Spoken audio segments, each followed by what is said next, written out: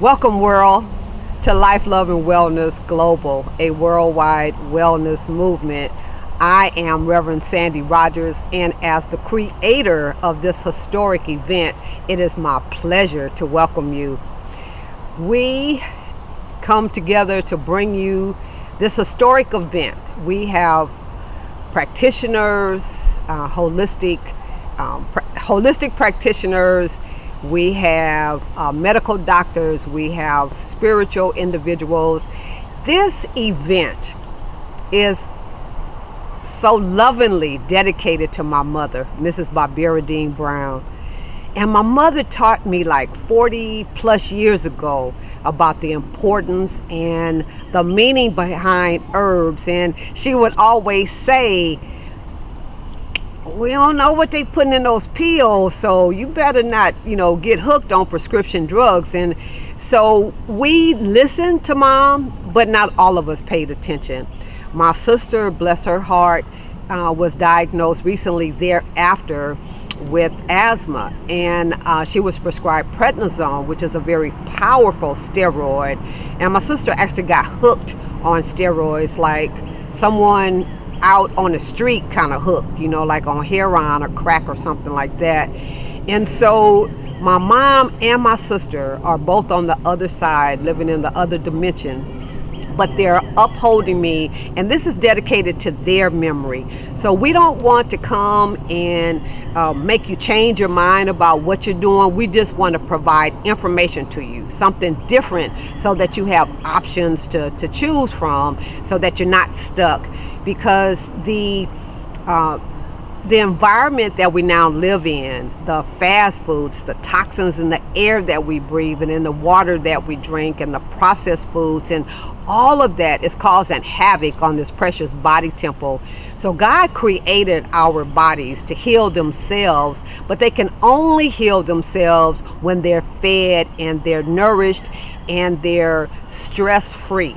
And so the 60 or so or more experts that we have are bringing you this worldwide wellness movement in an attempt to share their testimonies and their information with you. So we have from age 14 on up. I don't even know what the oldest age is. I think 88 or something. So you see, that's a wide range of knowledge that we're bringing you. And so we hope that you come and that you get all the knowledge that you need to affect a positive change on your life, and share this with others. It's free, it's online, and so we're just so thankful that you decided to be a part of our listening community, the viewing community, and we certainly appreciate you for giving us your time of day and your energy and your efforts to being with us and to being a part of this historic event. We have pulled together people of color for you, by you, right? So we want to make sure that you understand that we too, melanated people with color, can enjoy, practice, and participate in some of these modalities that others have been doing for centuries, and that is pretty new to our community. So we talk about Qigong, we talk about meditation, yoga, spiritual work from a different perspective than religion. So we talk about the spirituality aspect. We talk about abuse in the families. We talk about all kinds of subjects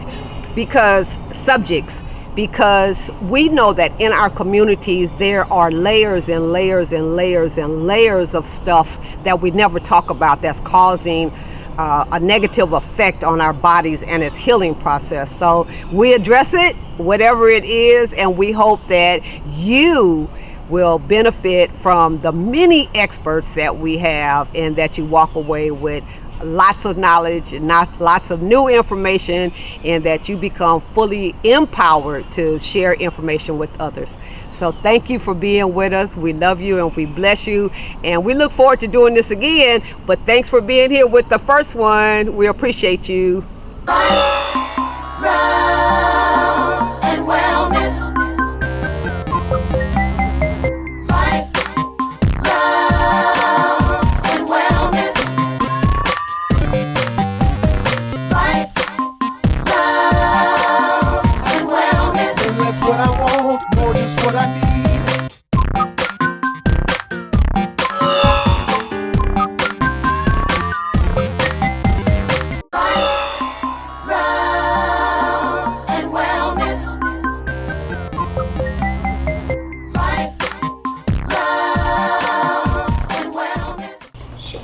I am Simone Cox, and I am a licensed marriage and family therapist and a licensed professional counselor. I am the founder of Release Counseling and Consulting Incorporated in Atlanta, Georgia. One thing that I found is in the African community, there's a lot of trauma that is unresolved. So I work with people to try and identify some of the patterns in their lives that are leading them to make the same decisions, the same maladaptive decisions that keep them stuck and that hinder them from accomplishing the goals they want to and being the best person they can be. And is it true that sometimes the patterns or the behaviors can be slightly different from the parents, but it has like the same underlying cause, Yes. so to speak? So depending on what the role is, whether it's from a parent or a child, the behavior can be different, but the underlying causes of the behavior may be the same. And it may be that need for attachment, the need for safety, the need for love, the need for security, to feel wanted, to feel valued. And that may show itself differently depending on the person's age, gender, behavior, background, but it does come out eventually. And the goal, of course, is to help people identify what those needs are and who are safe people to try and get those needs met from. Now, we can heal our bodies from the trauma through exercise, yoga, counseling, any variety of therapeutic modalities, but untreated, those things kind of fester in our body. And if you think of them kind of as just hardening and just staying there and fumes just coming out of them, and those are the things that impact us, which then result in our having a negative attitude, bad behaviors, our inability to explain what it is that we need and want from others, as well as keeping us from accomplishing the things we want to on our jobs and our families and our relationships.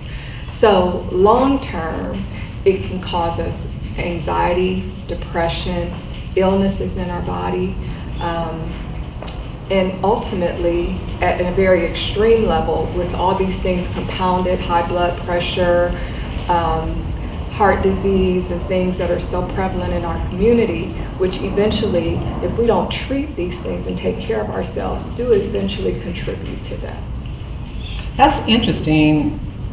From my history anyway, when I go to a family practitioner or Yes. a regular MD, I'll never question about my emotional state or what was home life like, or that it has any impact on my overall health. Right. But I'll be prescribed a pill to take or something Yes. along those lines.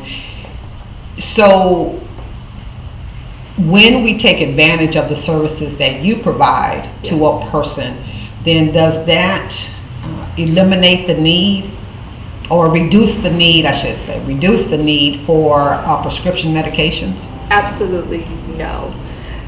The idea is for them to work in collaboration. There is a place for medication, whether it be for mental illness or hypertension or whatever. So everything has its place, but what works best is to collaborate all those things for the betterment of the whole person, not just treating a spot illness here and leaving the rest untreated. So they go together. Okay, great. And so in your practice, do you deal more with families, with couples, with women, with men, with children? Well, I work with adults. I love the little people. I just don't work with them. And I deal primarily with individuals and couples.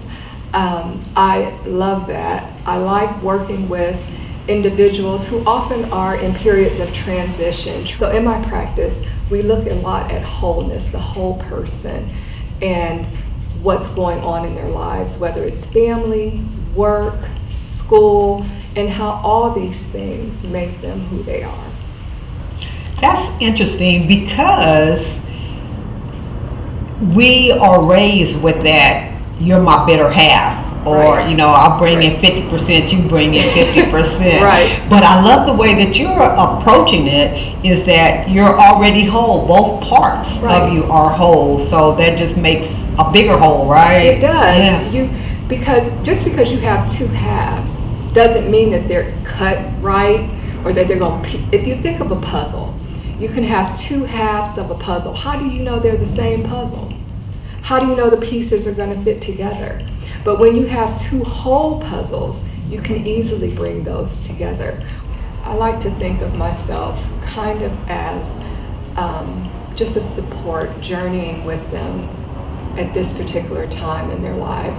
My goal, of course, is to get them, to help them reach a point to where they don't need me to journey with them any longer, and this is what I share with them. So I try to give them the tools that they can utilize on their own, away from me, so that they don't need to come back and see me anymore. More and more people are finding value in it. Now, what I am finding is that they want someone who they feel will understand the foundation of the culture. And so I will get people who will seek me out because they want someone who looks like them, who understands what it's like and won't judge them for various historical issues that are commonplace in our communities. And so they do start to embrace counseling. Once they experience it, if they do the work and see the benefits, then they value it. And then once they progress beyond a particular problem, they are not opposed to seeking counseling again, should something else come up in their lives. Our communities don't embrace, because of whatever, like you said, the historical meaning that we've given to that. But it's so important when we have all of these emotions that are stuffed so far inside of us that is affecting all areas of our life. That's true. A lot of people have that stigma that if they think of therapists as shrinks. We're not psychiatrists, we're therapists. And we don't prescribe medication, but we are there to support you. And think about how good it feels when you are upset, or you're angry, or you're frustrated, and you're able to talk to a friend and you feel relieved. Like, oh, okay, I feel better. That's kind of what it's like, except this person doesn't know you. They're in a more objective place to help you because they don't know you, and they can see things a little bit more clearly to help you in a more effective manner. So we never use the word crazy. That is not a diagnosis. Everybody needs somebody to talk to at one point or another. Therapists and counselors are there to help you and to listen to you and to support you. You deserve to have somebody to talk to without judgment, someone who is not going to tell you what to do, someone who's going to support you and release you when it's time. And the benefit to the overall health, we spoke a little bit about it in the beginning, but I can see a person where their cells are just like happy that they're not carrying this heavy load anymore, right? Right. It's like taking the bricks off of your shoulders and placing them onto someone else's to carry. I love how you break it down, and it makes me want to come to you for the counseling. Please do. Yes.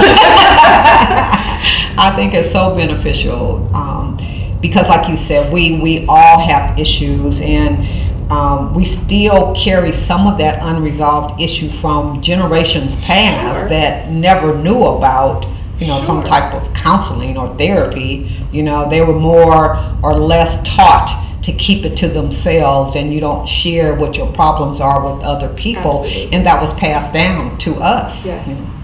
Yes, that was taught to them because when they did share, it was used against them. And so that has permeated through generation and generation and generation to where that's just something in our community. What happens in my house stays in my house, and we don't share that. And that's for fear of repercussion and judgment and any other type of bad thing coming into our house against us. Our ancestors and relatives didn't intend to hurt us, but hurt people inadvertently hurt people. They don't know how. If I'm hurting, then I can't necessarily help you be healthy and whole because I don't know how to do that for myself. And so where counselors come in is they help you to be able to do that for yourself so that you can consequently help someone else should you choose to do so. Yeah, like you said in the beginning, a relationship is between two whole people, not two halves. That's right. Right. So that's a wonderful way for people to complement one another. And I know that those situations, especially when our parents and grandparents and great-grandparents didn't have the tools in order to deal with what they were having to contend with. Yes. It caused problems, and we did the best that we knew how in order to handle those issues. But it's a new day. It is. And for us to be able to progress, what would be your advice? My advice would be to seek out all of the resources that you have available to you. People are still doing the best they can, but there are so many resources out there that are untapped. There are things that we can do that don't cost any money that can relieve stress. Going for a walk, playing with your kids in the park, taking a bubble bath at night, meditating, having a sleep routine. I would say utilize various tools, do research on all of the resources that are out there available to assist families and to help couples, to help individuals be the best person that you can be. If you go on the internet, there are lots of free resources and things, and you can contact therapists. There are lots of therapists who work on a sliding scale. Some of the community clinics have free therapy. And just try to find out to get the things that you need, the tools that you need to help you to accomplish the best you and get to where you want to be. That's beautiful. That's what we want to do, is to provide the tools to the community. And so you've offered so many great tips and advice and a different way of looking at issues that could be impacting a person's life. And so we really appreciate you taking the time to share your wisdom with the audience and to let us know that there's no harm, there's no stigma. Right. There's none of that. When you go for help, it shows your strength. Absolutely, absolutely. We don't hesitate to go to the doctor or go see somebody for anything down here. We'll go, we'll take a pill, we'll do everything. But when we need help up here, people seem to be a little bit afraid and intimidated. But all of this is part of our whole selves, and all of it needs attention. Well, thank you, Mrs. Simone. I really appreciate you sharing with us. Thank you for having me. Yes, thank you. All right.